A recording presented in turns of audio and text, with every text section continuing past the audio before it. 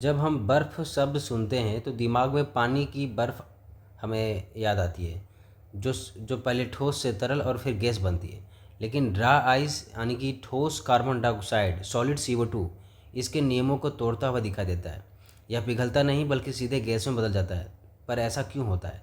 Draw ice असल में carbon dioxide का ठोस रूप है। सामान्य एटमॉस्फेरिक प्रेशर यानी कि 1 atm प्रेशर पर CO2 का तरल रूप अस्टेबल नहीं रहता। इसका मतलब यह है कि कमरे के तापमान और सामान्य प्रेशर पर CO2 ठोस से सीधे गैस में बदल जाता है। इसी प्रक्रिया को सब्लिमेशन के नाम से जानते हैं। यह सवाल है कि ऐसा क्यों हो रहा है। इसका जवाब जो है CO2 के फेज डायग्राम में छिपा है। किसी भी पदार्थ का ठोस, तरल और गैस रूप तापमान और दबाव पर निर्भर करता है। CO2 का ट्रिपल पॉइंट लगभग 5.1 एटमॉस्फेरिक प्रेशर पर होता है।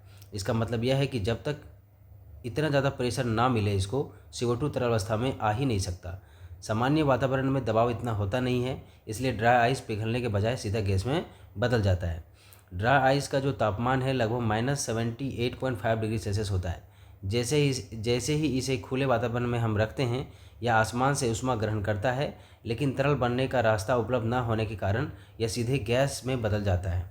यही कारण है कि ड्राई आइस धुआं जैसा प्रभाव पैदा करता है। वास्तव में वह धुआं नहीं होता, बल्कि ठंडी CO2 गैस के संपर्क में ही आकर जलवाष्प वाटर वेपर संघनित होकर धुंध बन जाती है।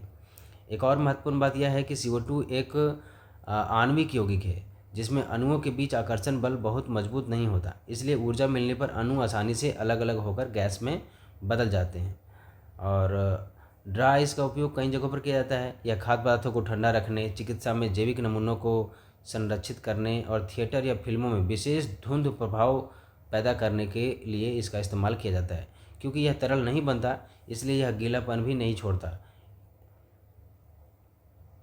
इसलिए ड्राई आइस जो है पिघलता नहीं है, क्योंकि सामान्य दबाव पर CO2 का तरल रूप स्टेबल नहीं होता और सीधे यह ठोस से गैस में बदल जाता है।